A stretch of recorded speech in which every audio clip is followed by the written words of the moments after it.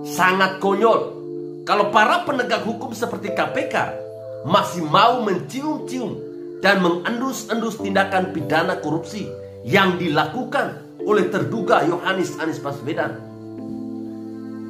Sekali lagi saya katakan, itu kotorannya sudah ada di depan mata, bro. Sudah sangat jelas. Tinggal Anda colek sedikit dan dijilat.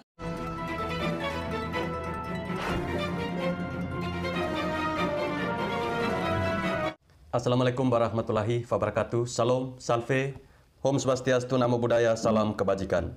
Teman-teman, sebelum menonton video ini silahkan klik tombol subscribe bagi yang belum. Dan bagi teman-teman yang sudah, silahkan klik like, komen, dan juga share videonya. Oh ya teman-teman, ada salah satu tanda love di situ, tulisan terima kasih. Jika berkenan, teman-teman boleh klik di situ. Dan jangan lupa untuk nyalakan selalu loncengnya agar teman-teman tidak ketinggalan informasi-informasi menarik dari channel YouTube Freddy Kako. Terima kasih. Salam Pancasila.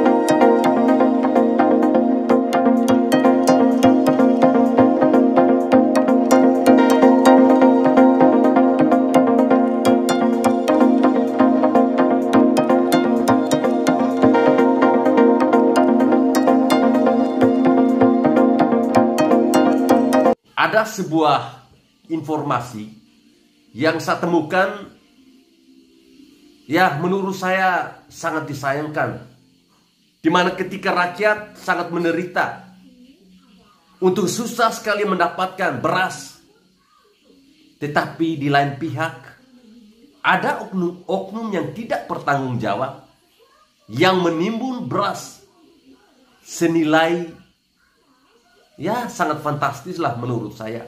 Saya berharap semoga setelah penangkapan Lukas NMB ada orang yang bernama Yohanis Rasid Baswedan harus segera ditangkap oleh KPK. Karena orang ini sangat jelas-jelas melakukan tindakan korupsi dana bantuan sosial saat pandemi tahun 2020 kemarin. Bukti sudah sangat jelas kuat dan sangat valid, dibongkar sampai telanjang bulat oleh Kurawa melalui kuliah di Twitter alias sinema tweet.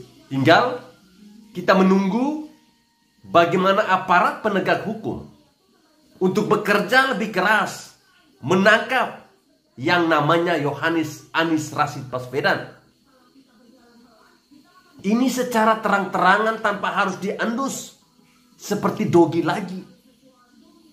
Selama ini KPK mengatakan bahwa mereka sedang mengendus dan mencium Formula E dengan dugaan korupsi yang dilakukan oleh Anies Baswedan. Ini mah tidak usah diendus lagi. Orang kotorannya sudah ada di depan mata. Masa mau bilang kotoran yang ada di depan mata itu sebagai satu berlian atau coklat? Kan gila namanya. Jelas sekali bukti-bukti beras busuk yang sudah diberakin sama kutu-kutu dan ditumbuhi oleh jamur ini. Apakah masih mau dibilang itu untuk makanan anjing? Atau apakah bansos itu diperuntukkan memang untuk di 2 tahun didiamkan di gudang penyimpanan sewaan? Bukankah bansos itu seharusnya dibagikan kepada masyarakat yang tentunya sangat membutuhkan beras itu? Ya buat saya secara pribadi sangat konyol kalau para penegak hukum seperti KPK masih mau mencium-cium dan mengendus-endus tindakan pidana korupsi yang dilakukan oleh terduga Yohanis Anies Baswedan.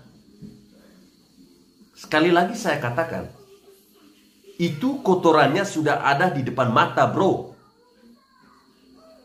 Sudah sangat jelas.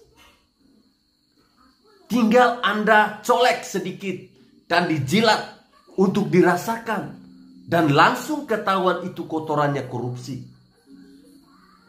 Tapi sampai sekarang, hebat sekali melihat media masih bungkam. Ada apa dengan media-media kita ini? Padahal bukti itu sudah diformulasikan dan juga dikumpulkan dengan jelas. Baik dari video maupun foto-foto yang sangat mencengangkan.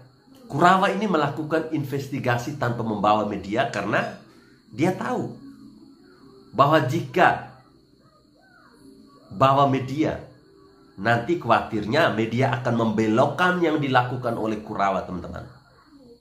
Takutnya nanti Kurawa ini dianggap sebagai orang yang merupakan sosok yang masuk ke gudang sembarangan.